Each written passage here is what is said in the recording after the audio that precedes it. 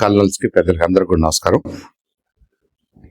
I think ఇక్కడ it's a very clear case of negotiations అండి. ఈ నెగోసియేషన్స్ లో ఇరాన్కి ఏం కావాలి? వాళ్ళ మీద ఉన్నటువంటి ఎకనామిక్ శాంక్షన్స్, అదర్ శాంక్షన్స్ ని లిఫ్ట్ చేయాలి. అప్పుడే వాళ్ళు ఆర్థికంగా బలపడగలరు, వాళ్ళకి ఇంటర్నల్ గా శక్తి పెరుగుతుంది, వాళ్ళ ప్రజానీకానికి ఉపయోగం అనేది ఇరాన్ స్టాండ్. అమెరికాకి ఏం కావాలి? సో అంటే at least on the surface west ఏషియాలో పీస్ కావాలి, ఎస్పెషల్లీ ఇజ్రాయెల్ సేఫ్ పొజిషన్ లో ఉండాలి. ఇజ్రాయెల్ ని ఛాలెంజ్ చేసే ఏ కంట్రీ అయినా, ఏ శక్తి అయినా మిలిటరిస్టిక్ గా బలపట్టు అమెరికాకి ఇష్టం ఉండదు, because of their ties with Israel అనుకోండి. ఇప్పుడు ఫ్రెండ్కి లేదంటే శత్రువుకు శత్రువు, మిత్రుడు, ఈ డైనమిక్స్ అన్ని పనిచేస్తున్న మధ్యలో Iran is caught in the web అనుకుందాం. Under ordinary circumstances any sovereign country వాళ్ళు ఏం చేసుకోవాలి, ఎలా చేసుకోవాలన్నది నిజంగా ఇంకో కంట్రీ వచ్చి డిక్టేట్ చేయడానికి లేదు. యుఎన్ లాంటి బాడీస్ చేయొచ్చు, లేదనుకుంటే అదర్ కంట్రోలింగ్ బాడీస్ ఏదైతే ఉన్నాయో మనకి ఇంటర్నేషనల్ బాడీస్ అవి చేయొచ్చు. కానీ ఒక కంట్రీగా మనం బయలుదేరి సపోజ్ ఏదో సమ్ ఎక్స్ అనే కంట్రీకి వెళ్ళి మీరు ఇలా చేయండి, మీరు ఇలా చేయొద్దు, మీరు అలా చేయాలి, లేదంటే మేము మీ మీదకి యుద్ధానికి వస్తాం అన్నది అయితే ఐ థింక్ అది కరెక్ట్ కాదు. కానీ ఇదే జరుగుతుంది for the last few decades. అదే ధోరణిలో ట్రంప్ కూడా ఏం చేస్తారు, ఆయనే పెత్తనం తీసుకుని మీరు ఈ డ్యూల్కి ఒప్పుకోవాలి, లేదంటే you will face bad days అన్నట్టుగా మాట్లాడుతున్నాడు.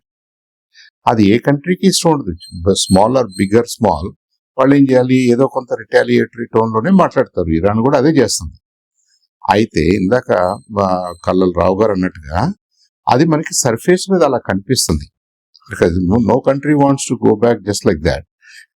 However underlying all this what we see, already కొంత కాంప్రమైజ్ ఫార్ములాలో ఉన్నారని, ఇరాన్ ఏం చేయాలి, ఏ మేరకు చేయాలి, అంత అగ్రెసివ్ గా దాని న్యూక్లియర్ రిఫైన్మెంట్ కానివ్వండి, న్యూక్లియర్ వెపన్స్ వైపు జరగకుండా వాళ్ళు కూడా కొద్దిగా టేమ్ డౌన్ అయ్యేటట్టుగా, కొద్దిగా స్లో డౌన్ అయ్యేటట్టుగా, at the same time Israel ని అటాక్ చేసే పరిస్థితి కానీ, అటు ఖటార్ లో ఉన్న యుఎస్ బేస్ కానీ, ఇంకా అదర్ యుఎస్ బేసెస్ కానీ అదేమి అటాక్ చేసే పరిస్థితి కానీ లేకుండా ఇవన్నిటిని మాట్లాడుకుంటూ వాళ్ళు ఏం చేస్తున్నారు, ఇంకొద్దిగా ఆర్మ్ ట్విస్ట్ చేయడానికి చూస్తున్నారు ఒకళ్ళనొకళ్ళు.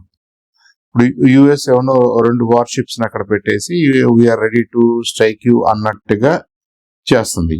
దానికి వాళ్ళ ఆర్గ్యుమెంట్ ఏంటంటే, ఇరాన్ కు ఉన్నటువంటి most of the nuclear enrichment plants కానివ్వండి, ల్యాబ్స్ కానివ్వండి, వాళ్ళ సెక్యూరిటీ ఆఫీసెస్ కానివ్వండి, నెట్వర్క్స్, కమాండ్ సెంటర్స్ కానివ్వండి, అవన్నీ కూడా హైలీ పాపులేటెడ్ ఏరియాస్ లో ఉన్నాయి. కాబట్టి ఏదైనా యాక్షన్ తీసుకోవాల్సిన పరిస్థితి వస్తే, in case of inevitability civilians loss ఉండకూడదు, కాబట్టి సివిలియన్స్ కి మేము హెచ్చరిస్తున్నాము అనే ధోరణిలో మీరు if you don't agree for this deal you will have bad days ahead అన్నట్టుగా వాళ్ళు అది ఒక రకమైనటువంటి వార్నింగ్ షాట్ లాగా చూడొచ్చు. మనం సివిలియన్స్ ని అలర్ట్ చేయడానికి అనుకోవచ్చు, which is a good strategy.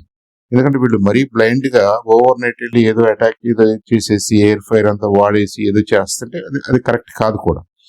At the same time Iran ఏం చేస్తుంది, ఒకటి వాళ్ళ ఆయిల్ లైన్స్ ని బ్లాక్ చేయటం, దానివల్ల ఏదో ప్రపంచం ఆగిపోద్దని కాదు, కానీ చాలా చాలా దేశాలకి ఒక రకమైనటువంటి ఇబ్బంది కూడా ఉంటుంది. కాబట్టి they all come to their rescue, or they all come to pressurise US and other bodies to go slow on this, to be slow on this. ఇలా ఏంటంటే forces, counter forces, checks, balances పెట్టుకుంటూ వాళ్ళందరూ కూడా they are moving ahead. ఒక రకమైన stale mate లో ఉందేమో అనిపిస్తుంది. కానీ మీడియా రిపోర్ట్స్ చూస్తేనేమో no it's US is about to do something in this weekend అన్నట్టుగాను ఉంది. So let's wait and see.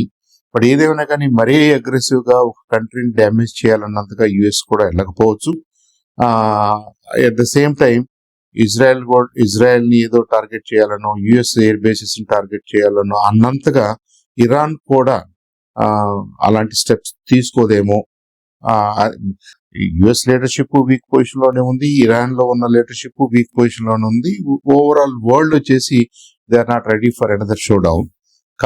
కాబట్టి దో దే ఆర్ లుకింగ్, ఏదో ఆర్ట్స్ లో ఉన్నారు, ఆ టై పడింది, ఈ పీస్ నెగోసియేషన్స్, ఈ న్యూక్లియర్ డీల్ ఎక్కడికి వెళ్ళటం లేదని మనకు అనిపిస్తున్నప్పటికీ I think they are trying hard to slow down. ఇది ఎలాగోలా డిఫ్యూజ్ అవుతుందని నాకు అనిపిస్తుంది. Though there may be some sporadic small actions, overall గా అయితే అంత ఎస్కలేషన్ ఉండకపోవచ్చు అనిపిస్తుంది వాసుదేవన్ గారు.